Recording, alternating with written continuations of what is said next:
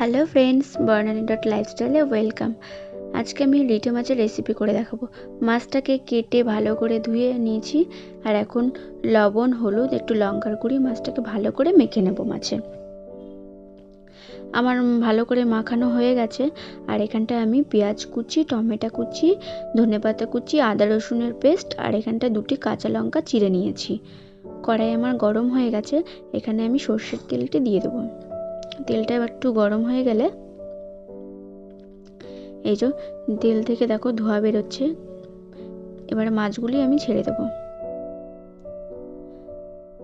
আর আমি এখানটায় ফোড়নে গোটা গরম মশলা, জিরে, তেজপাতা, শুকনো লঙ্কা নিয়ে নিয়েছি।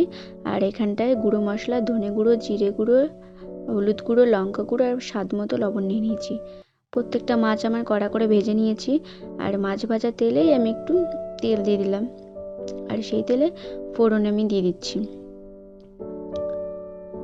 ফোড়ন দেওয়ার পরে কুচি করা পেঁয়াজগুলো দিয়ে দিলাম। যে কুচি করে রেখে দিয়েছিলাম পেঁয়াজগুলো সবটাই দিয়ে দিলাম। এবারে পেঁয়াজটা দিয়ে ভালো করে লাল লাল করে পেঁয়াজটা ভেজে নেব।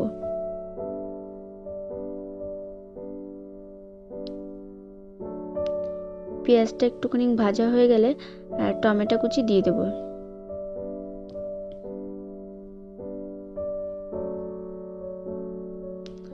আর যে 2টি কাঁচা লঙ্কা চিড়ে রেখে দিয়েছিলাম সেই কাঁচা লঙ্কাটা দিয়ে দেবো।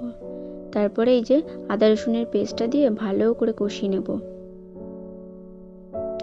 যাতে যে আদা রসুনের যে কাঁচা গন্ধটা সেটা যেন না থাকে, ভালো করে কষিয়ে নেব তার জন্য।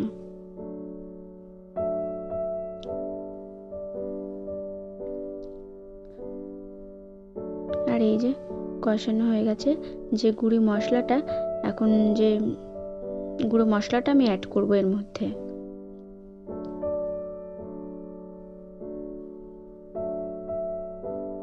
এবারটা এই মশলাটা পুরো অ্যাড করার পরে আরেকটু কষিয়ে নিয়ে এখানে আমি উষ্ণ গরম জল দিয়ে দেব।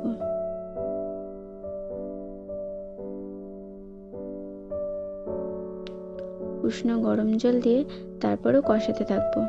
গাইজ, আমি ভয়েস ওভারটা পরে দিচ্ছি আর এডিটটাও করছি পরে। বিশ্বাস করবে না, তরকারিটা জাস্ট দারুণ হয়েছিল, দারুণ। এই যে এখন আমি ভালো করে মশলাটা কষিয়ে নেব। কষাতে কষাতে যে মশলা থেকে আমার তেল ছেড়ে দেবে, এই যে মশলা থেকে আমার তেল ছেড়ে দিয়েছে, মানে মশলাটা আমার কষানো হয়ে গেছে। এখন আমি গরম জল দেবো না, এটা ঠান্ডা জলটাই অ্যাড করব।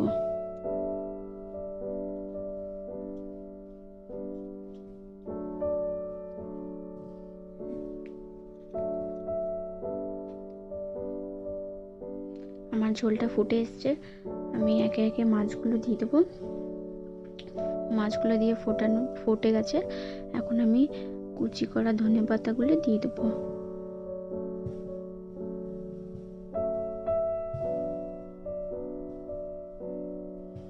এই নামানোর আগে আগে একটু গরম মশলার গুঁড়ি দিয়ে দেবো।